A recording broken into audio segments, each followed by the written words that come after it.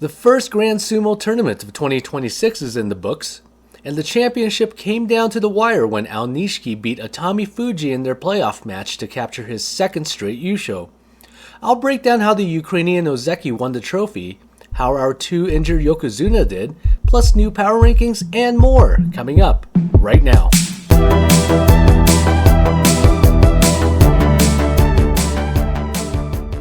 We kicked things off with a look back at how the championship race unfolded. We went from a 9-man chase after day 13 to 6 men still in contention entering the final day. They were led by co-leaders Aonishiki and Atami Fuji at 11 wins apiece. On day 15, Atami Fuji defeated upstart Magashira 16 Oshoumi by overwhelming him with his sheer size to win by yorikiri, or frontal force out. This mathematically eliminated the 4 men who entered the day at 10 wins. And it placed pressure on the 21-year-old Aonishiki, who was coming off of a day 14 loss to Yokozuna Onosato.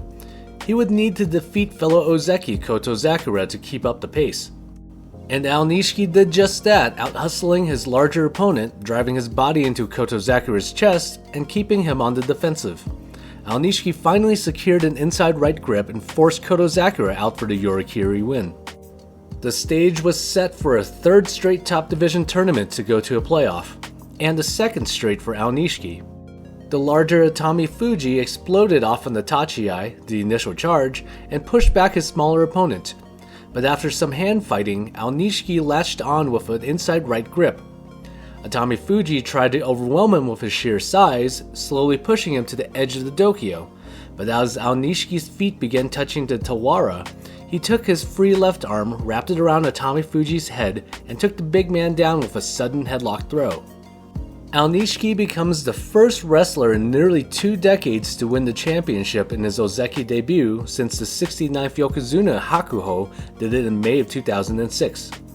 He's just the 9th wrestler to accomplish the feat, and 6 of the previous 8 went on to become Yokozuna. And only one, 35th Yokozuna Futabayama, had also won the Yusho in the prior basho. And now that he's won the title as an ozeki, all eyes are on him in March to see if he can make it 3 in a row. And if he does, we could be seeing a 76 Yokozuna soon. Let's jump over to the Banzuke, sumo's official rankings. First off, we take a look at Yokozuna Hoshoryu. The 26-year-old Mongolian had suffered a left knee injury prior to the start of the tournament. He looked good for someone who's not 100%, but it wasn't quite the 12-13 win Hoshoryu we've been accustomed to over the last year. Yokozuna Onosato was noticeably favoring his left shoulder the entire tournament. He suffered a separated shoulder against Aonishiki on day 13 of the November basho. But for someone who essentially fought one-handed the entire tournament, he did incredibly well. He had 10 wins, which is the 11th time he's reached double digits in his 13 career makuuchi tournaments, and he was still in the championship chase entering day 15. Kirishima, my pre-basho Yusho pick, put up 11 wins for the second straight time. He opened up 8-1 and was the sole leader after day 9. If he had been able to beat Koto Zakura or Atami Fuji, we could have been looking at a very different playoff match to close out the tournament. Takayasu clinched the winning record to guarantee himself a stay at Sekiwake in March. It'll be his 6th consecutive tournament in the Senyaku, which is the longest run he's had since 2021. Wakamoto Haru came back from an 0-5 start to win 8 of his last 10 to hold on to his spot. And Oho will be heading back to the Magashira ranks after an abysmal 4-11 record. It matches his worst record in the top division, tying his mark in January of 2023. Let's move down to Banzuke. The top of the Magashira is going to get a big shakeup in the next tournament. 5 of the top 9 wrestlers had 5 or fewer wins. Ichi Yamamoto, Ura, Takanosho, Hakuno Fuji, and Tamawashi. For Hakuno Fuji, he withdrew from the tournament on day 13. It looked like he suffered an injury on day 11 when he awkwardly fell on his left leg in his loss to Aonishiki. He lost again to Ura on day 12, but looked to be favoring that left foot again. According to Daily Sports, it sounds like he suffered a turf toe injury. How severe it is remains to be seen. And here are some fun facts about Tamawashi. The 41-year-old moves closer to capturing the record for the most top division bouts. His 1,467 are just 3 behind Kyoto Kenho's record. He also captured his 707th makuuchi win in his career, moving past Yokozuna Musashi Maru into 9th place all-time. Atami Fuji, who finished runner-up, looked the best he's ever had. After losing his first 2 matches, he went on a crazy 12-1 run to earn a playoff spot. It's the most wins he's had in the top division. Plus, he's earned his first 2 komboshi of his career. These are gold stars awarded to Magashira-level wrestlers who beat a Yokozuna. And he should be making his long-awaited debut in the Senyaku in March. Yoshino Fuji also captured 2 komboshi on his way to getting his 4th straight top division Kachikoshi. Wakataka Kage won his final 4 matches to finish 9 and 6.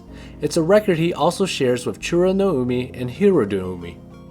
In the mid-Magashira, Fujinokawa picked up his second 10-win showing since earning a promotion last July, and he has winning records in 3 of his 4 makuuchi tournaments. The 20-year-old is super fun to watch. Just pure honey badger energy, just relentless in the ring. He's due for a climb in the rankings, so it will be interesting to see if he can keep it up at the top of the Magashira in March. Abi also picked up 10 wins. He was in the championship chase until the end. After a 9-2 start, he dropped 3 of his final 4, but he hasn't looked this good since July. Whatever's been ailing him seems to have healed. Koto Shoho had a nice bounce-back tournament and got his first winning record since his July Yusho. 4 wrestlers are at 7 and 8. One of them, Oshoma, was the early leader this tournament, winning his first 5 matches, but he sank quickly, going just 2 and 8 in his final 10 days. Nishiki Fuji finished with just 6 wins. He pulled out on day 12 due to injuries to his neck and right elbow, according to NHK Japan. And Kenbozan's streak of 3 straight tournaments ranked at Magashira 8 West is over. He'll be falling down toward the bottom after picking up just 4 wins. At the bottom of the division, Oshoumi picked up 10 wins and was still in contention going to day 15. He's come a ways from his awful 1-8 start in November. In fact, he has a 16-5 record since that slow start. Former ozeki Asanoyama had a solid basho, winning 9 in his return to makuuchi. And muscly small guy Asakoryu also finished with 9 wins after winning 5 of his last 6 bouts to end the tournament. Shishi had a crazy tournament, and for a moment, it felt like both Ukrainians could be contending for the Yusho. But those thoughts didn't last long as Shishi faded after day 12, losing his final 3 matches. Meanwhile, Asahakuryu saved his spot in the top division after winning his final 3 bouts to secure a winning record. His fellow rookie, Hatsuyama, had one of the worst makuuchi debuts in history. Since sumo adopted the 15-day tournament in 1949, there have been 5 wrestlers who have competed in all 15 matches and came out with just 2 wins. He's going to be returning to Juryo in March. Others who are probably joining him are Magashira 13 Tomokaze, who finished 4 and 11, and Magashira 15 Ryuden, who went 6 and 9. Now let's take a look at my power rankings. If you're new to the channel, I examined the top division wrestlers over the last 3 tournaments and put together a list of who I believe are the top 5 over that span. Here's a look at my list entering the November Basho. Ura is falling off my list after his 4 and 11 showing, and there's going to be some shuffling after the last tournament. Starting off at number 5 is Yoshino Fuji, who drops down 1 spot. This was a hard one to pick for me. There were plenty of options to choose from, like Takayasu, Koto Zakura, even Chura no Umi, but I went with Yoshino Fuji because he shows no fear when he's in big moments. He beat both Yokozuna, and you could arguably say that his match against Aonishiki could have gone to a rematch. At number 4 is Kirishima. He's coming off back-to-back records with 11 wins, and he's earned fighting spirit prizes in both tournaments. He's looking good, he's looking healthy. Let's hope that fall and his loss to Atami Fuji isn't going to have some lingering effects. He's certainly skilled enough to become an ozeki again. Whether his health keeps up with him is another question. At number 3 was another hard decision. It was basically 2A and 2B at this point for me, but I have Hoshoryu because Onosato has a Yusho over the last 3 tournaments. The 74th Yokozuna keeps getting closer to the championship, but he's not able to capture one. If he's healed up by March, he's absolutely a contender. But he also needs to figure out how to beat Aonishiki, who's undefeated against him. That puts the other Yokozuna at number 2. Onosato is simply a monster. He had 10 wins with one arm. If that's feeling good in March, he has to be the favorite. There aren't many people who can beat him, and he has the potential for 14 wins if he's focused. 15 if he figures out how to beat Hoshoryu consistently. And claiming the top spot for the first time is the Ukrainian refugee turned sumo dynamo. On the heels of a monumental climb by Onosato, Aonishiki has emerged as one of the sport's best. He has a 68-17 record since reaching the top division. If he can figure out Onosato, the sky's the limit. And he turns 22 the day after the March tournament ends. A Yokozuna promotion would sure be a nice gift. Now it's time for the Juryo watch.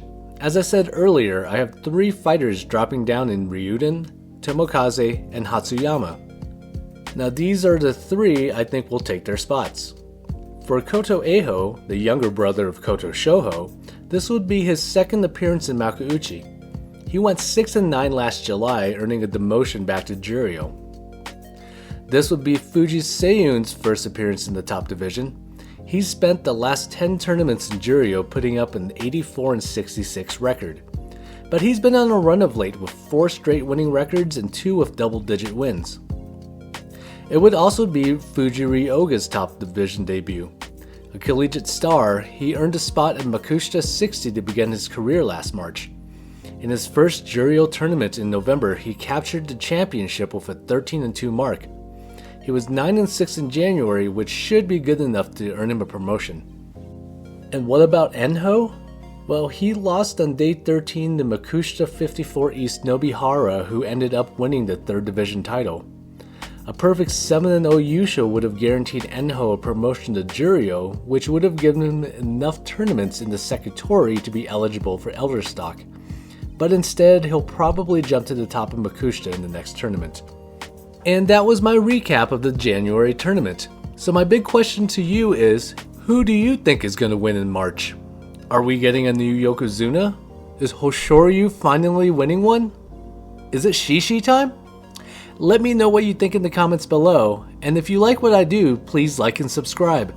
And thank you to everyone who's checked out my channel. We just passed 2,000 subscribers and 100,000 views. I'll come up with something fun to do to celebrate, but until next time, I'll see you later.